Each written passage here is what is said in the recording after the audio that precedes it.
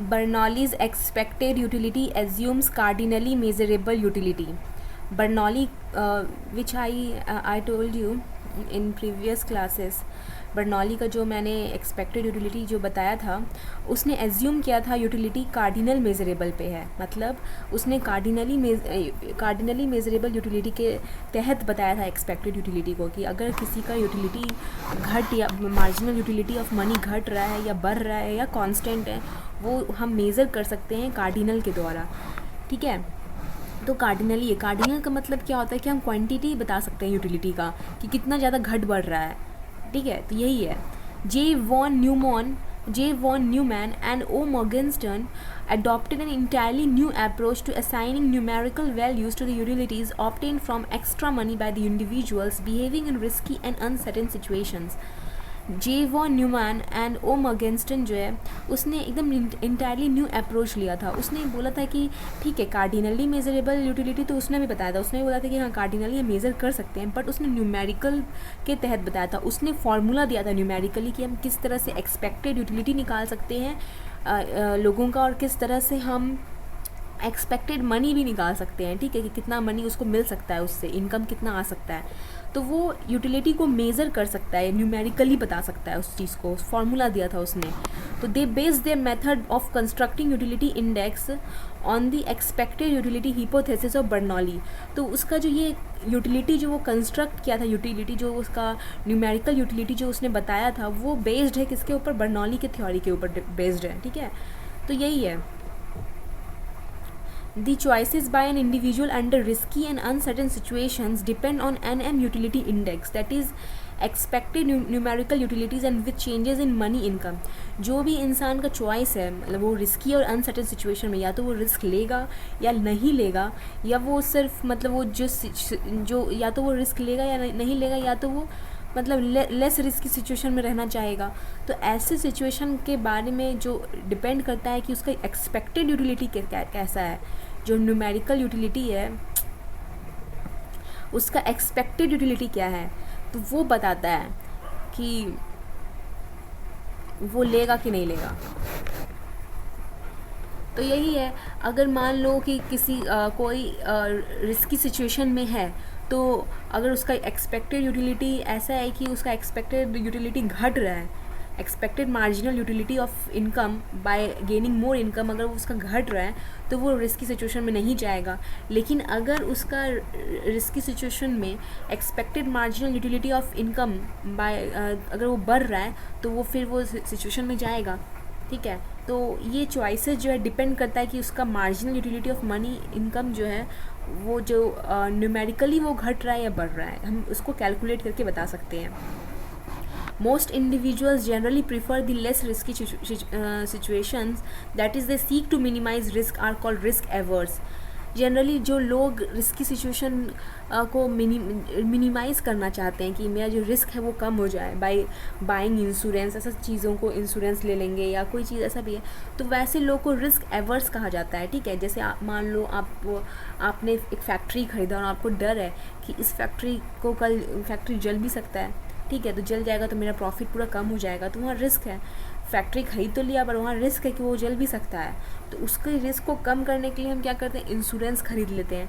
तो इंश्योरेंस खरीद लेते हैं तो हम अपना रिस्क को क्या करते हैं? मिनिमाइज़ कर देते हैं. तो वैसे लोग क्या होते हैं? रिस्क एवर्स होते हैं. Some individuals prefer risk and are therefore called risk seekers और रिस्क लवर्स. जो लोग रिस्क लेना पसंद करते हैं, जो लोग बोलते हैं जहाँ रिस्क है वहीं पर तो गेन है, तो ऐसे लोग होते हैं रिस्क सीकर्स और risk lovers. Some other individuals are indifferent toward risk and are called risk neutral. ऐसे लोग भी होते हैं जिनको रिस्क ले भी सकते हैं, रिस्क नहीं भी ले सकते हैं, तो वैसे लोग न्यूट्रल होते हैं रिस्क और नहीं लेने, रिस्क और लेस रिस्की सिचुएशन में, जहाँ पे बिल्कुल भी अनसर्टेनिटी नहीं होता है वैसे सिचुएशन में, और जहाँ पे रिस्क होता है वैसे सिचुएशन में वो इनडिफरेंट होते हैं. But different preferences toward risk depend on whether for an individual marginal utility of money diminishes और इंक्रीजेस और रिमेन कांस्टेंट. लेकिन ये रिस्क लेंगे या नहीं लेंगे, या कैसा होगा, या न्यूट्रल रहेंगे रिस्क के लिए, वो डिपेंड करता है कि उनका मार्जिनल यूटिलिटी ऑफ मनी जो है घट रहा है, बढ़ रहा है, या रिमेन कांस्टेंट है जब उनके पास एक्स्ट्रा मनी आ रही है तब. For a risk averse marginal utility of money diminishes as he has more money. जो रिस्क एवर्स लोग होते हैं, जिनको रिस्क लेना पसंद नहीं है, जो रिस्क मिनिमाइज़ करने की कोशिश करते हैं हमेशा, उनकी मार्जिनल यूटिलिटी ऑफ मनी क्या होती है, घटती है जब उनके पास पैसे ज़्यादा आते हैं। लेकिन जो रिस्क सीकर होते हैं उनका मार्जिनल यूटिलिटी ऑफ मनी क्या होता है, बढ़ता है जब उनके पास पैसे ज़्यादा आते हैं। तो वैसे लोग हमेशा रिस्क लवर होते हैं, जिनको रिस्क लेना अच्छा लगता है, तो उनके पास जब पैसे ज़्यादा आएंगे तो वो उनका मार्जिनल यूटिलिटी ऑफ मनी जो है बढ़ेगा। ठीक है। For a risk neutral marginal utility of money remain constant as he has more money. लेकिन जो रिस्क न्यूट्रल होते हैं, जो रिस्क ले भी सकते हैं, रिस्क नहीं भी ले सकते हैं, वैसे लोगों का मार्जिनल यूटिलिटी ऑफ मनी भी क्या होता है, कांस्टेंट होता है जब उनके पास मनी ज़्यादा आता है। मतलब उनका यूटिलिटी ऑफ मनी उससे कांस्टेंट होता है। उनको वो ले भी सकते हैं रिस्क, नहीं भी ले सकते हैं, ऐसे सिचुएशन में वो हमेशा जनरली रहते हैं। ठीक है। अब ये जो फिगर है वो है कि जो रिस्क एवर्स लोग हैं उनका कैसा यूटिलिटी कर्व होता है, टोटल यूटिलिटी कर्व ये बता रहा है। तो जैसे यहाँ पे अगर 10,000 रुपया पहले मेरा इनकम है, ठीक है, तो मुझे उससे कितना यूटिलिटी मिल रहा है, 45 मिल रहा है। अगर मान लो मेरा इनकम बढ़ता है 20,000 रुपया, तो मेरा यूटिलिटी यहाँ पे कितना है, 65 है। फिर मेरा अगर इनकम बढ़ता है 30,000 रुपया, तो मेरा यूटिलिटी यहाँ पे कितना है, 75 है। ठीक है। तो आप अगर एक चीज़ देखोगे, जैसे मेरा 10,000 से 20,000 रुपया इनकम बढ़ा, मतलब 10,000 रुपया एक्स्ट्रा जब मेरा इनकम बढ़ा, तो मेरा यूटिलिटी यहाँ पे 45 से 65 यूनिट्स हुआ, मतलब 20 यूनिट्स बढ़ा।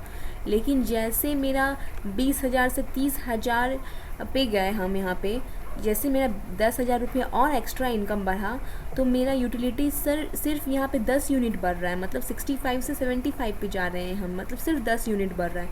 मतलब मेरा मार्जिनल यूटिलिटी क्या हो रहा है, घट रहा है जब मेरे पास पैसे ज़्यादा आ रहे हैं। ठीक है। यूटिलिटी, टोटल यूटिलिटी मेरा कर्व ऐसा बनेगा। ठीक है। लेकिन यहाँ पे देखना है टोटल यूटिलिटी कर्व धीरे धीरे बेंड होगा। ठीक है। जब आप मार्जिनल यूटिलिटी ऑफ मनी का बनाओगे कर्व, तो वो डिमिनिश दिखाएगा, डिमिनिशिंग कर्व होगा, डाउनवर्ड स्लोपिंग कर्व होगा। ठीक है। तो यहाँ पे तो आपका देखो, यहाँ पे 20 यूनिट बढ़ रहा है, फिर यहाँ पे जब आपका इनकम थोड़ा ज़्यादा और 10,000 रुपया बढ़ा, तो यहाँ पे आपका यूटिलिटी सिर्फ 10 ही यूनिट बढ़ रहा है। मतलब यहाँ 20 यूनिट था, यहाँ पे सिर्फ 10 यूनिट। तो मतलब diminishing marginal utility of money का जो आप बनाओगे, तो मार्जिनल यूटिलिटी क्या होगा, कर्व यहाँ पे डिमिनिशिंग बनेगा। ठीक है। तो ये टोटल यूटिलिटी कर्व है, और जब डिमिनिशिंग बनाओगे तो वो डाउनवर्ड स्लोपिंग होगा। अगर मान लो suppose the individual is currently employed on a fixed monthly salary basis of ₹15,000, there is no uncertainty because here he has a fix salary, है ना। फिक्स सैलरी रहेगा अगर 15,000 रुपया का, मुझे पता रहेगा कि मुझे 15,000 तो हर महीने मिलने वाले हैं, तो ये तो मेरा सर्टेनिटी है। ठीक है। सर्टन है हम इस इनकम को लेके।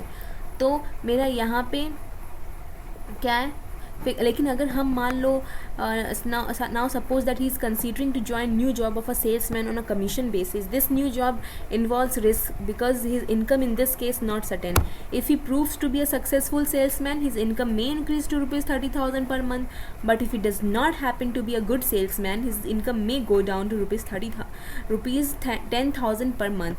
अगर वो अच्छा सेल्समैन साबित होता है तो उसका इनकम बढ़ेगा। अगर वो रिस्की जॉब में जाने को सोचता है, अगर मान लो मेरा पहले इनकम 15,000 रुपया फिक्स सैलरी है मेरा, अगर मैं ज्वाइन करना चाहती हूँ कोई रिस्की जॉब, तो अगर मेरा इनकम, अगर मैं अच्छा परफॉर्म की तो मेरा इनकम बढ़ेगा 30,000 रुपये। लेकिन अगर मैंने ख़राब परफॉर्म किया तो मेरा इनकम घट के हो जाएगा 10,000 रुपया।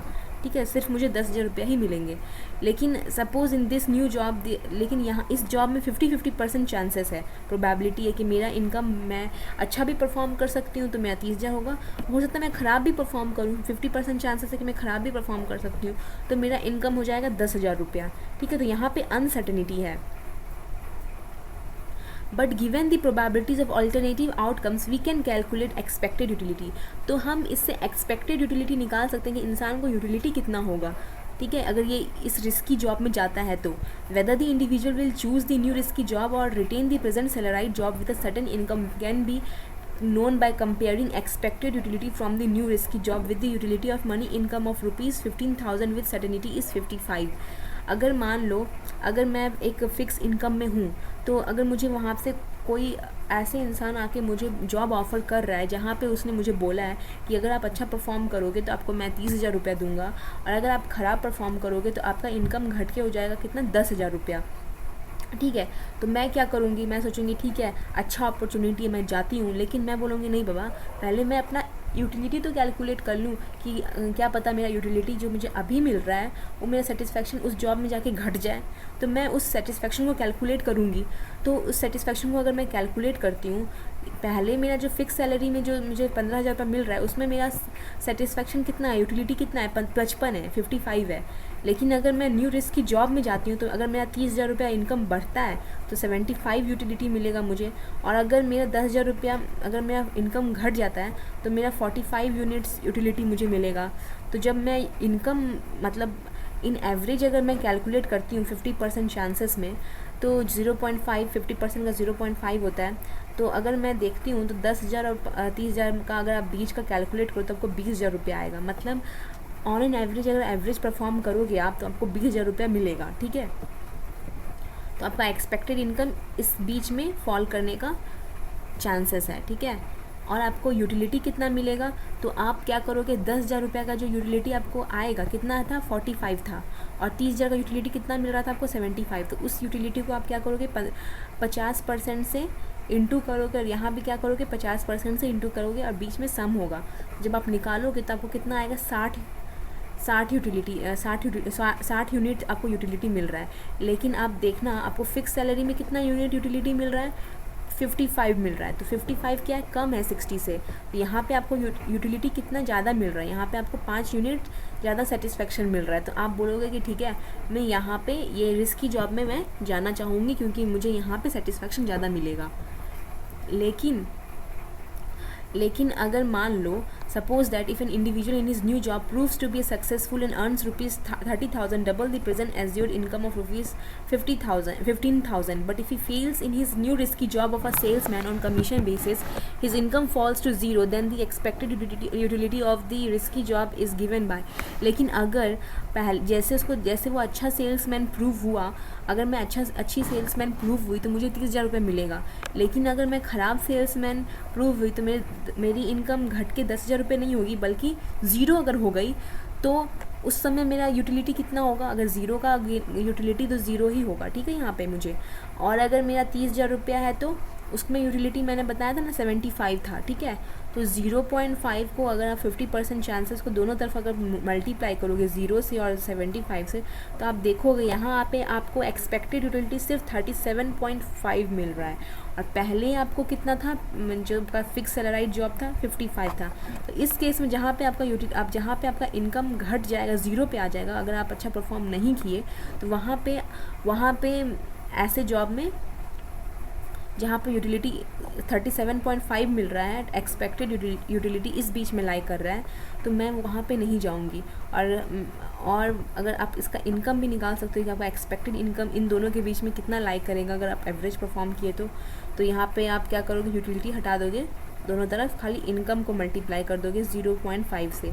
तो 0.5 से 0 को करोगे और 0.5 से 30,000 को करोगे तो आपका इनकम आएगा 15,000 रुपया। तो 15,000 रुपया आप अगर ऑन एन एवरेज अगर परफॉर्म करते हो तो आपको इतना मिलेगा, ठीक है। तो ऐसे लोग जो हैं इसमें नहीं जाएंगे, रिस्की जॉब में नहीं जाएंगे, क्योंकि उनका यूटिलिटी जो है 37.5 है, जो कि कम है फिक्स सैलराइड जॉब में जहाँ पर आपको 55 यूटिलिटी मिल रहा है। तो यही है न्यूमैन और मॉर्गनस्टर्न का थ्योरी। उसने बस न्यूमेरिकली बताया था इस चीज़ को, ठीक है। तो यही है।